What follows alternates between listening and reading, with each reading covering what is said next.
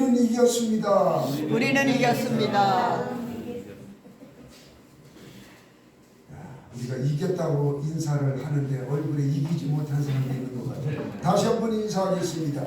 우리는 이겼습니다. 우리는 이겼습니다.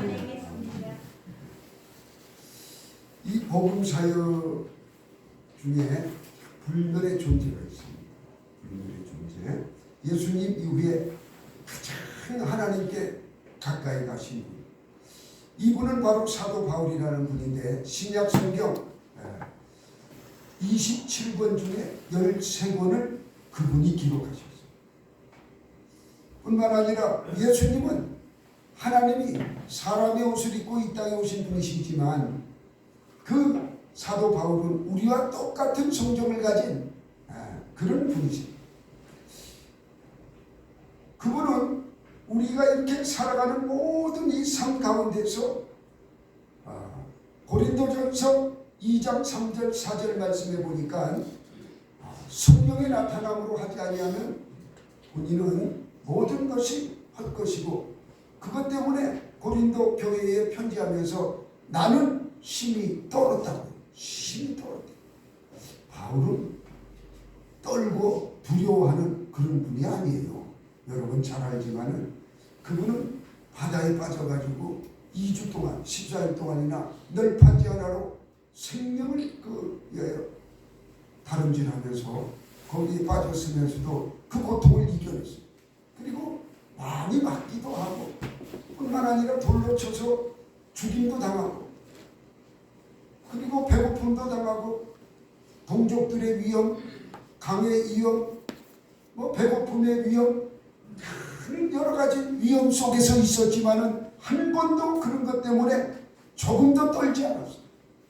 그러나 그분이 떨었던 것은 바로 성령의 나타남이 없을까봐 심히 떨었다고 말씀하고 있습니다. 여러분은 무엇 때문에 떨고 있습니까? 아마 질병 때문에 떠는 분도 계실 것이고 또한 직장 문제 때문에 떠는 분도 계실 것이고 또한 돈이 떨어져서 이 돈을 어떻게 구해야 할까 걱정하시는 분도 있을 것이고 자녀들의 문제 때문에 걱정하시고 떨고 있는 분도 있을 거예요. 또한 무엇인든 모르지만 내 환경 속에서나 가정 속에서나 사업장 속에서나 뭔가 잘 이루어지지 않을까봐 걱정하고 근심하고 떨고 있을 거예요. 여러분 그런 것 가지고 떨지 마시기 바랍니다. 정말 건강하고 잘 되시기를 원한다면 모든 일이 형통하게 되시기를 원한다면 사도 바울의 권면의 말씀을 받으시기를 주님의 이름으로 부탁드립니다. 사도 바울이 무엇을 권면해요? 성령의 나타남으로 하라는 거예요. 성령의 나타남. 세상 일도 마찬가지예요. 내가 열심히 하나님을 사랑하고 온전히 온 생명을 다해서 하나님을 사랑하고 따라서 우리가 섬긴다면 하나님께서는 우리에게 행복하게 해주신다고. 행복하게 해주신다. 오늘 오후 시간에 참여하는 분은 신명기서에 나오는 그 말씀을 받으실 거예요. 신명기서에 오늘 오후에 하는데 10장 13절에 나오는 말씀, 그 말씀을 받으실 건데 하나님께서는 우리에게 행복하게 해주신대요. 여러분 하나님은 행복이라는 단어를 쓰지 않습니다. 잘 성공이라는 단어를 쓰지 않아요. 부흥이라는 단어를 쓰지 않습니다. 근데 한 번씩은 써. 그게 바로 신명기서에 행복이라는 단어가 있고 부흥이라는 단어는 하박국서에 있죠. 성공이라는 단어 이런 거 쓰지 않아요. 왜? 하나님 자체가 성공이고 행복이고 부흥이고 그렇기 때문에 그런 단어를 쓰지 않습니다. 사람이 쓰는 단어예요. 사람이. 이렇게 하나님께서 우리에게 주신 말씀이 뭐냐?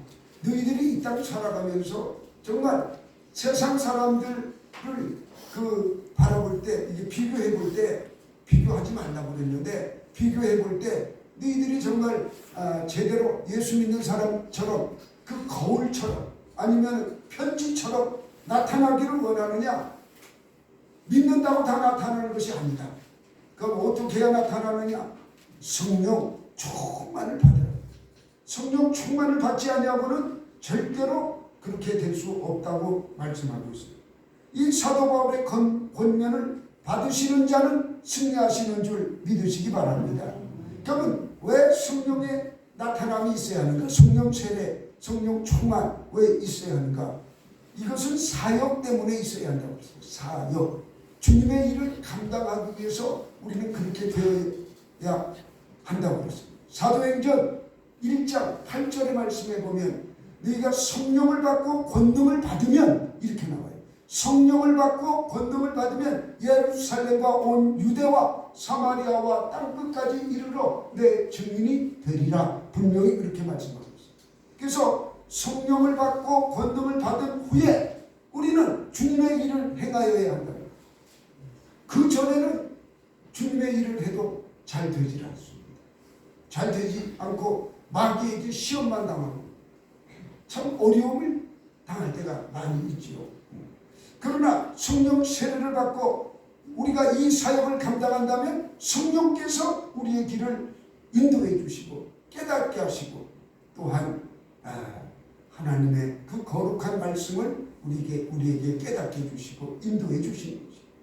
그럼 하나님의 귀한 말씀을 깨닫게 된다는 것은 우리가 이 땅에 와가지고 어디서 와서 왜 살며 어떻게 그 다음에 어디로 가는지 이 방향성에 대해서 확실히 성경은 말씀하고 있어요.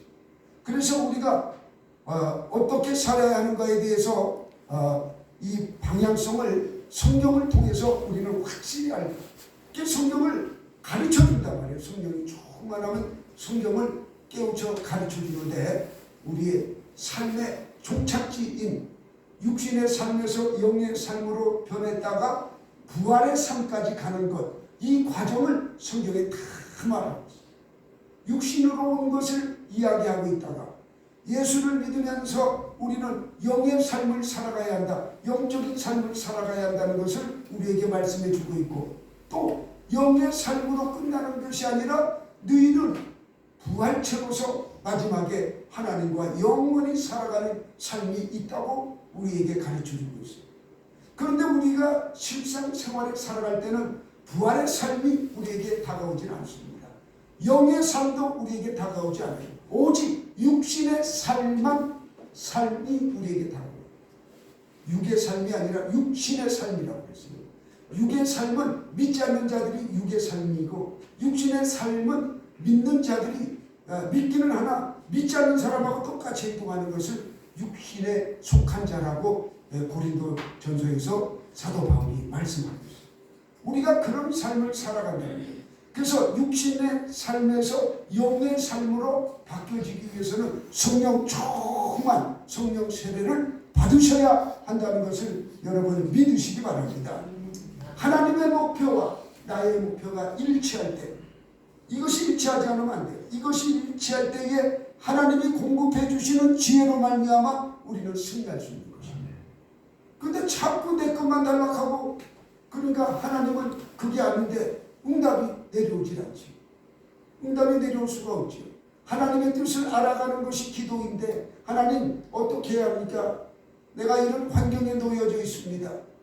내가 어떻게 행해야 되겠습니까? 하고 하나님한테 물을 때에 하나님의 뜻이 내려오지 않습니까? 이렇게 해라 저렇게 해라 아니면 기다려라 아니면은 빨리 순종해라 뭐 이런 응답이 내려올 텐데 그 응답은 듣지 아니하고 내 뜻대로 행해가지고 기도의 응답이 될 수가 없다는 거죠.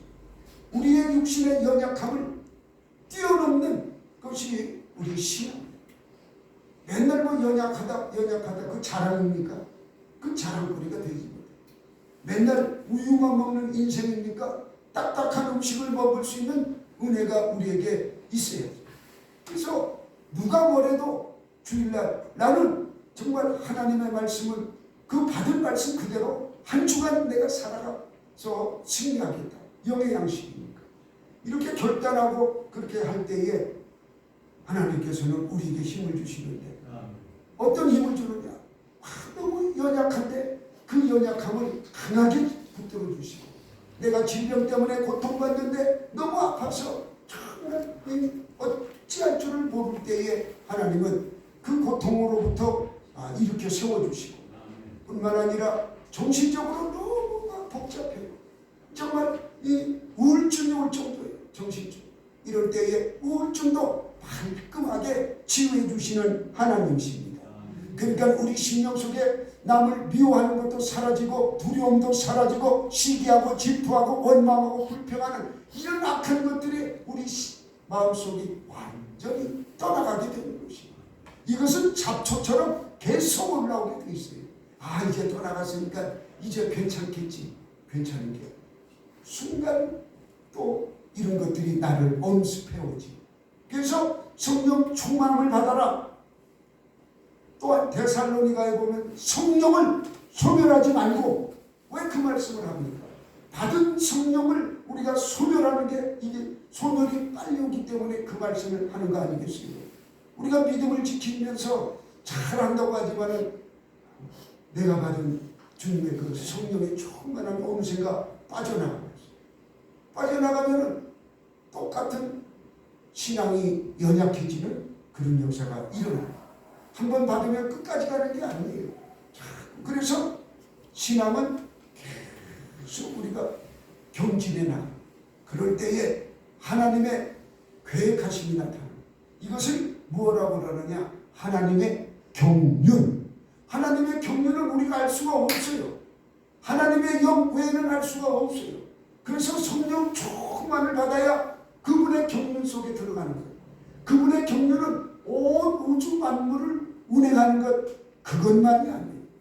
우리의 마음을 조성하고 이끌어 가시는 거예요. 가장 중요한 거 아니겠어요? 내 마음을, 잘못된 내 마음을 바로잡아 주시고 거기서 이끌어요. 그래서 하나님의 기업을 우리가 융성하게 영광을 드릴 수 있는 그런 역사가 일어나는 거죠. 내가 열심히 한다고 되는 게 아닙니다. 여러분, 내가 내 뜻대로 해가지고 이루어질 것 같으면 하나님이 이런 말씀 하시지 않습니다. 그래서 이 경륜 속에는 물론 두 가지 단어가 있어요. 한 가지 단어는 무슨 뜻이냐면은 파생된 언어에 보면은 이 하나님의 경륜 속에는 다른 것을 하나로 한다, 통일한다, 이런 말 뜻이 있고, 또 하나는 무슨 뜻이 있냐면 경제라는 뜻이 있어요. 경제. 오이코노미스라는 그 단어 속에서 에코노믹이 들어가 있어요. 그 두 단어의 합성어이기 때문에. 그런데 여러분들, 경제적인 것도 하나님이 주관하시는 거예요. 그러니까 하나님의 경륜을 우리가 깨우친다면은 하나님께서 우리의 필요를 알고 계시고 우리에게 주신다는 것 믿으시기 바랍니다. 그래서 이 자본주의가 어디서 나왔느냐? 기독교에서 나왔습니다. 기독교에서. 그래서 이 자본주의가 나쁘다고 이야기하는 분도 있는데, 그거는 제가 나쁜지 어쨌는지는 깊게 연구해 보지 못했는데 공산주의보다는 나은 것 같아요. 공산주의보다는 확실히 자본주의가 나은 것 같아요. 그래서 하나님의 경륜 속에 들어가면은 경제적인 문제도 풀어져야 안 풀어져요? 풀어집니다. 구하라. 근데 이런 에베소에 나와 있잖아요. 경륜이라는 단어. 에베소에 읽어보세요. 제일 많이 나와요. 경륜. 하나님의 경륜 속에. 근데 우리가 성경을 그냥 슬쩍 지나가 버리면은 그 귀한 하나님의 역사하심의 은혜를 우리가 깨닫지 못하는 거예요. 그걸 깨달을 때에 내가 어떻게 살아야 하는지, 어떤 방향으로 내가 서야 하는지 그것을 알게 돼요. 너무 감사한 일입니다. 그래서 성령 세례를 받으면 그 성령이 주님이 하신 말씀, 하나님의 말씀을 가르칩니다. 나는 이거 그냥 읽고 지나가는데 그분은 그게 그냥 지나갈 말이 아니다. 깨우쳐지게 합니다. 그래서 제일 삶의 종착지는 어디예요? 부활까지의 문제. 태어난 거에 대한 거는 우리 지나간 과거는 우리가 모른다 하더라도 우리 앞으로 다가올 것을 표대를 향해서 달려가라고 말씀하지 않습니까?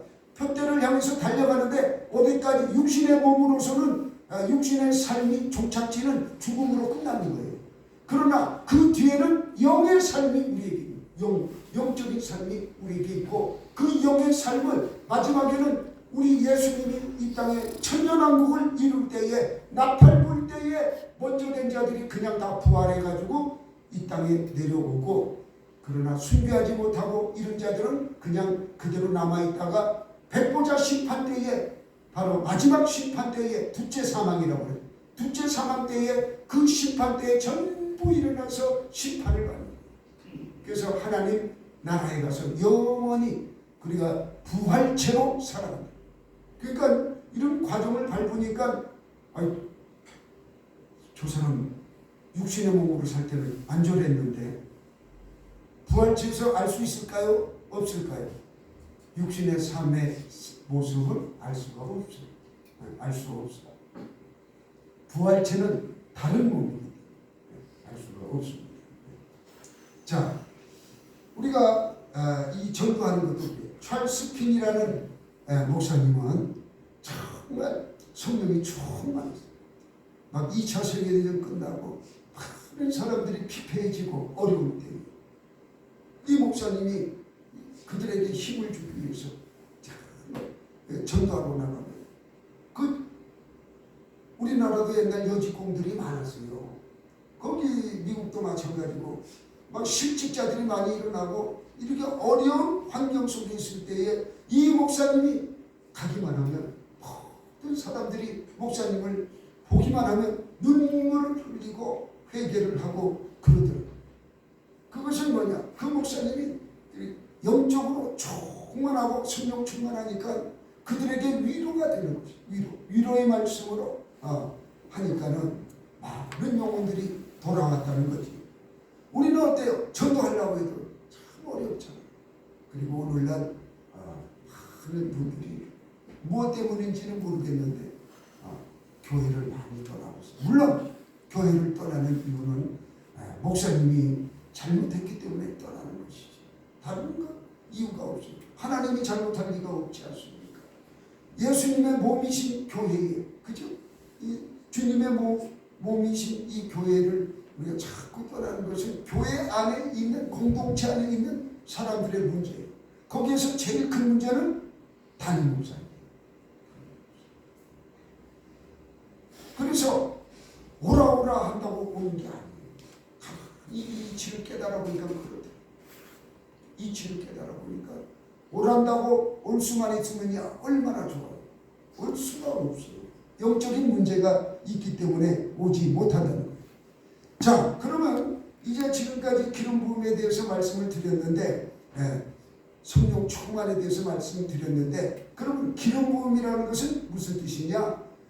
구약 시대에 세 가지 직종에게 기름을 부었어요.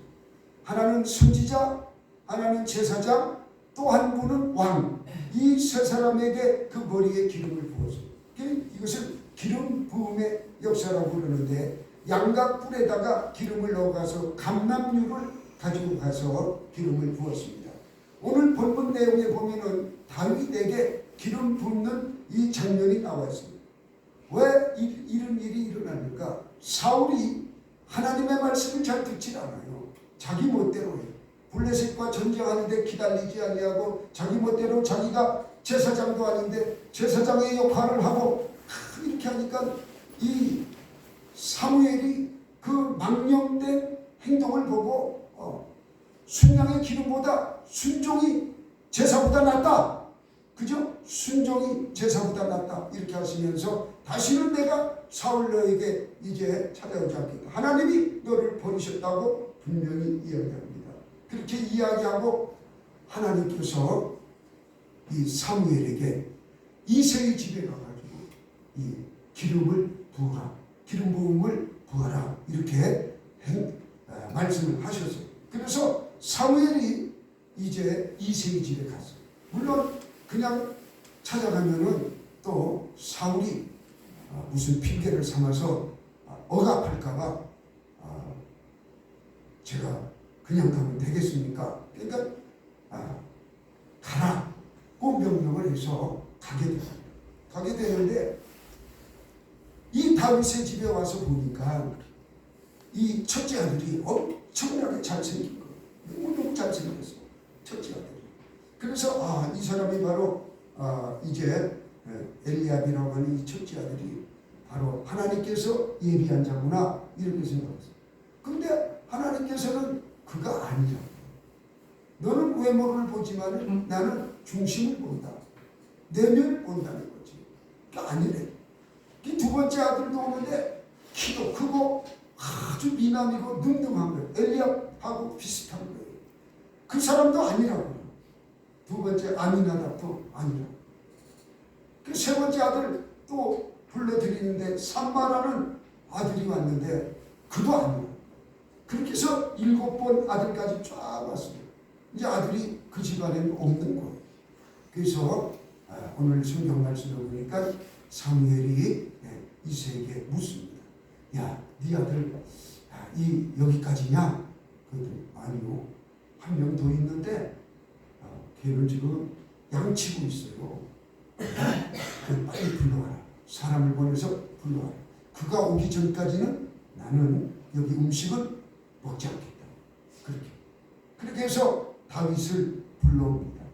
그 다윗을 다 불러서 와가지고 보니까는 얼굴이 빼어난 거예요. 눈이 붓고 얼굴이 아주 참 아름답게 생긴 거죠. 그래서 그에게 하나님이 그라고 하였기 때문에 그에게 기름 부음에 기름을 부었다고 했어요. 기름을 부었더니 이 말씀이 중요합니다. 우리 자 13절 우리 같이 읽어봅니다. 13절 시작. 사무엘이 기름 불병을 가져다가 그의 형제 중에서 그에게 부었더니 이날 이후로 다윗이 여호와의 음성에게 크게 감동되니라. 사무엘이 떠나서 라마로 가니라. 아멘. 라마라는 지역은 여러분 지난 시간에 설교를 해서 잘 알지요. 라마에 나요시라는 신학교가 있지요. 라마 나요에 대해서 설명을 드렸습니다. 근데 여기서 중요한 건 다윗이 여호와의 영에 크게 감동되니라. 할렐루야. 아멘. 여호와의 신이 임해, 여호와의 영, 여호와의 신이 다윗에게 임하는 것이에요. 이게 중요한 것입니다. 그냥 뭐 기름 갖다가 이렇게 찍어가지고 뭐 이렇게 하는 것이 중요한 것이 아니라 여호와의 신이 임했다. 이게 중요한 것이에요. 우리도 마찬가지예요. 우리가 예수를 잘 믿으면 성령이 우리를 장악합니다. 그러나 예수를 뭐 그냥 대충 믿고 왔다리 하다 보면 충만했던 것이 빠져나가면 악한 것이 그 자리를 대신합니다. 여러분 이거 아주 중요한 영적인 원리예요. 내가 그냥 뭐 평상시 사람들처럼 그냥 살아가지요. 그러면 내 속에 악한 것이 자리를 잡고 성령의 자리를 악한 것이 채워지는 것이죠.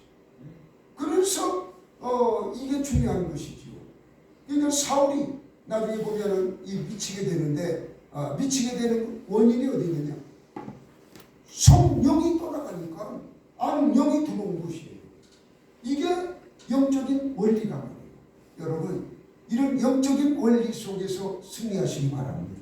내가 어떻게 서야 하고 어떤 자리에 있어야 하고 이것을 여러분들이 이제 아셔야 합니다. 이렇게 해서 이 사무엘이 7 아들 다 지나고 난 다음에 다윗에게 기름 부음의 역사를 행했어요. 다윗은 왜 하나님이 사전자인가? 그럼 다른 그 형제들은 찾지 않냐고 왜 다윗을 그렇게 이뻐하고 찾았는가? 그것은 성경에 특별히 나온 것은 없어요. 뭐 다윗은 뭐가 이렇게 이뻐가지고 나고 나중에 보면은 합한 자라고는 나와 있지만 기름 부을 때는 원인이 없어요. 근데 원인을 내가 찾아보니까 성경 속에서 찾아보니까 다윗은 그 형들은 양치기 하는데 도와주지. 다윗이 마지막까지 그 양을 돌보고 이 양들은 형들이 장가가면은 어떻게 돼요? 양을 이렇게 또 나눠줘야 해요. 형들이. 그러면 자기는 말죄예요. 나한테 재산이 돌아올지 유익이 돌아올지 안 돌아올지도 몰라요. 그럼에도 불구하고 아버지의 기업, 그 아버지 밑에서 그 양치는 그 기업을 충실히 했다는 거예요. 그것을 하나님이 그것을 이쁘게 보는 거지. 아, 저 막둥이 쟤는 정말 자기한테 분깃이 돌아올지 안 돌아올지도 모르면서 어떻게 저렇게 아주 양을 고맥에서도 사자의 입에서도 그냥 수염을 붙들고 그 양 어린 새끼를 뺏어나고 물맷돌을 던져서 그 양들을 지키고 보호하고 끝까지 자기 생명을 바치는 저 자세, 그것을 하나님이 이쁘게 보는 거예요. 첫 번째는 바로 자기 유익을 구하지 않는 그 모습을 이쁘게 본 거죠. 두 번째는 충성하는 그 모습을 본 거예요. 충성하는 그 모습. 우리는 무슨 일을 하든지 자기 유익을 앞세워서 일을 하지 마시기 바랍니다. 교회 일은 특별히 그렇습니다. 교회는 섬기는 곳이에요. 내 모든 것을, 내 마음까지도 다 이곳에 내려놓고 주님께 받는 곳이에요. 내 조금 했다고 막 자랑하고 이러는 것이 아니에요. 내 끝까지 오른손이 한 것 왼손이 모르게 하고 왼손이 한 것 오른손이 모르게 하고 끝까지 아무도 모르게 하는 것. 그렇게 하면서 누구만 알아요? 여호와 하나님만 아는 거예요. 하나님만 알고 그렇게 순종할 때 원망하고 불평하는 것은 악한 영이 자꾸 조잘거리고 심수하고 그 짓을 행하지 말아요. 다윗은 그 형들이 있는데 아버지 왜 나만 시킵니까? 큰 형도 있고 둘째 형도 있고 삼바 형은 말이야 맨날 저 산으로 놀러만 다녀요. 형님 시키세요. 그렇게 하지 않았어요. 더군다나 사무엘이 온다는 그날, 그 나라의 최고의 제사장이 오는데 다윗은 안 보고 싶겠어요? 다윗도 보고 싶었겠지요. 우리 집에 그런 어마어마한 사람이 오신다는데 나도 좀 그 제사장님 얼굴 한번 뵙고 싶은데 그럼 양 그만 치고 다 양 끌고 집에 들어올까요? 그렇게 하지 않았어요. 해가 아직 떨어지지 않았으니까 끝까지 양을 지키고 충성된 종으로서 그 사명을 감당하는 모습을 우리가 볼 수가 있어요. 그 모습을 하나님께서 이쁘게 보시지 않았는가? 그래서 이 성령을 받은 기름 부음을 받은 다윗은 놀라운 능력이 나타납니다. 보통 능력이 나타나는 게 아니에요. 여러분, 이 다윗이 사울에게 불려가 가지고 이 음악, 이 악기를 탑니다. 악기를 타니까는 이 악기가 떠나요. 그러니까 이 사울을 위해서 이 음악을 제공하니까 악한 영이 떠나가죠. 그래서 사울의 마음이 편해졌어요. 이렇게 기름 부음을 받은 다윗은 음악가로서의 놀라운 역사가 일어납니다. 그뿐만이 아니에요. 우리가 잘 아는 골리앗과 싸워서 이기지 않습니까? 물맷돌을 던졌습니다. 이 사건만 보더라도 블레셋이 쳐들어왔는데 이 다윗이 이 외모를 보지 않냐고 그대로 하나님의 말씀 그대로 말씀을 가지고 나가서 너는 칼과 창과 단창을 가지고 내게 나오지만 나는 빈몸으로 여호와의 말씀 그대로 가지고 나가서 싸울 때에 이기지 않습니다. 우리의 삶도 그렇게 돼야 하는 거예요. 성령 충만 받아야 할 이유가 걱정 근심하지 말고 내게 다가오는 큰 문제가 있다 할지라도 그런 문제에 부딪혀서 우리가 이겨야 합니다. 이렇게 해서 골리앗과의 전쟁에서 이기는데 나중에 보면은 자기 장인 사울이 다윗을 죽이려고 할 때에 여러 군데로 피해 다닙니다.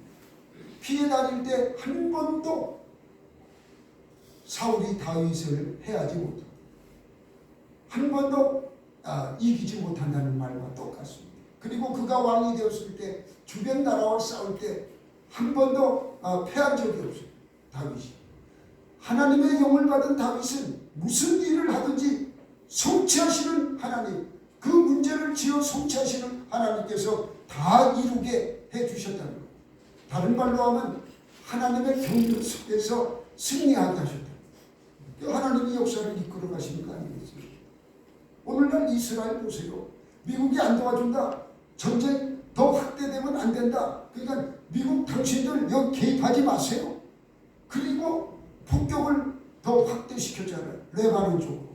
그랬더니 미군이 그냥 엄격하게 지금 참여를 했어요. 미군이 설포했잖아요. 참여. 그렇게 되는 거예요. 하나님의 일은. 내가 한다 안 한다가 문제가 아니에요. 그래서 하나님께서 다윗을 늘 승리케 해 주셨어요. 그리고 세 번째는 그는 큰 문학가에서도 우리가 볼 수 시편의 3분의 1은 누구의 시입니까? 바로 다윗의 시예요. 우리가 잘 아는 시편 23편은 불후의 명작 중의 명작. 지금도 많은 시민들이나 문학 박사들이 다윗의 이 시편 23편을 제대로 해석해내지 못한다고. 많은 분들이 그 시편을 가지고 박사학위를 받고 그런다는 거예요.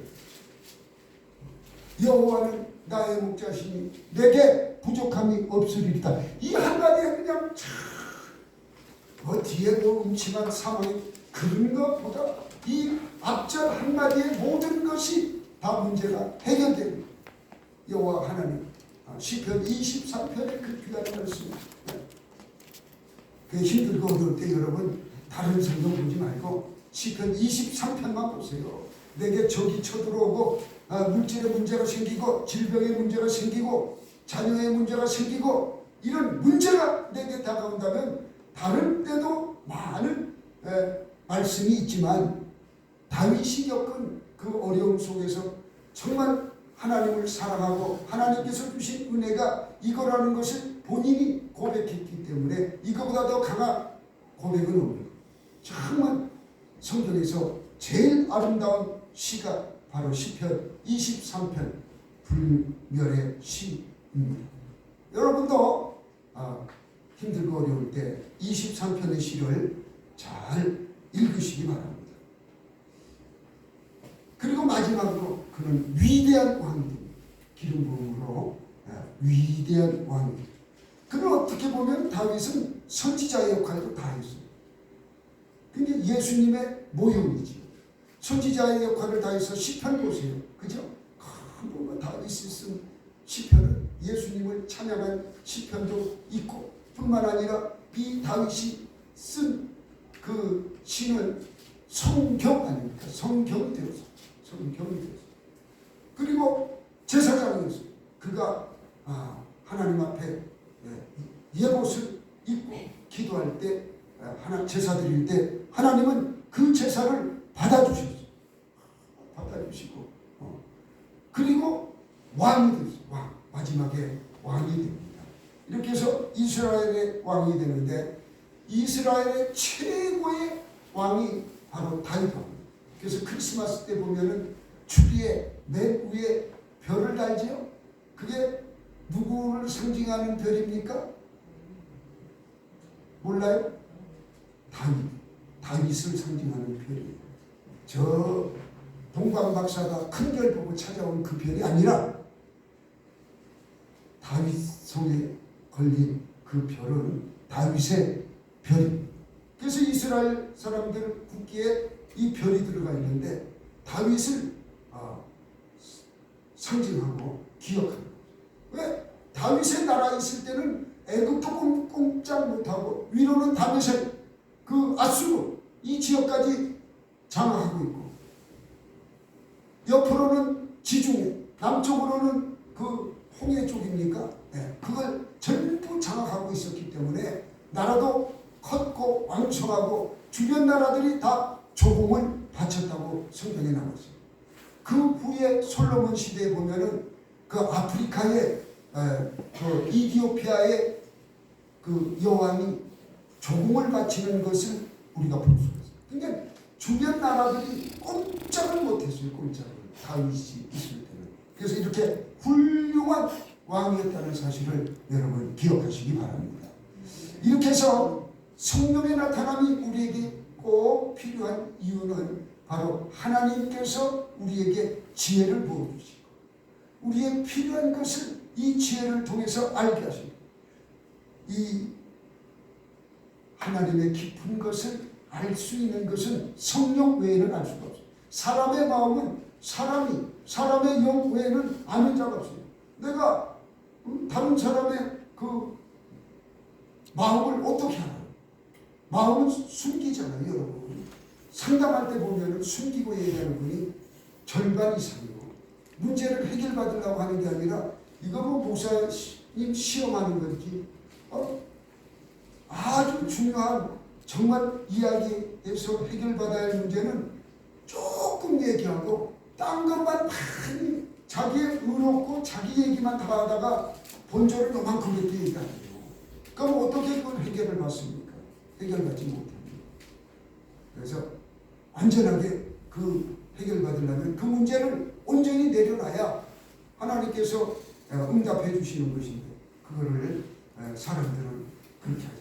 근데 그것을 아는 것이 누구라고요? 사람의 마음은 사람의 영, 그 사람의 영, 자기가 알고 하나님의 것은 하나님의 영, 성령이 안다. 그럼 내가 성령을 조금만 받으면 하나님의 깊은 것까지 통달한다는 말씀이에요. 그래서 기름 부음의 역사가 나타나요. 기름 부음을 받아야 할 이유가 여기, 예수 믿는 저와 여러분이 잘 돼야 하잖아요. 하나님의 경륜 속에 푹 빠져서 그것을 깨달아 알아가야 하죠. 그러려면 바로 하나님의 영이 내게 깊게 역사해 줘야 하는데, 깊게 역사한다는 것을 다른 말로 성령 충만, 성령 세례라고 말씀하는 것입니다. 오늘 저와 여러분은, 우리 행복한 교회 모든 성도 여러분은 성령 세례를 받고 이제 2024년도 승리하며 여러분의 모든 문제를 이기고 승리하는 저와 여러분이 되시기를 주님의 이름으로 축원합니다. 기도하겠습니다. 전능하신 아버지 하나님, 고맙고 감사합니다. 우리가 다윗의 기름 부음을 통해서 아버지 하나님 성령 세례를 받아야 할 이유를 아버지 우리가 배웠습니다. 전능하신 아버지 하나님, 성령 충만함을 받고 아버지 하나님 세상을 이기며 모든 문제를 이기고 나아갈 수 있도록 도와주시옵소서. 특별히 질병의 문제 해결하여 주시옵시고, 물질의 문제 풍성케 도와주시옵시며, 가정의 행복이 넘쳐나는 역사 있게 도와주시옵소서. 예수님의 이름으로 감사하며 기도하옵나이다. 아멘. 찬송가 446장 부르면서 하나님께 예물 드리는 시간 갖겠습니다.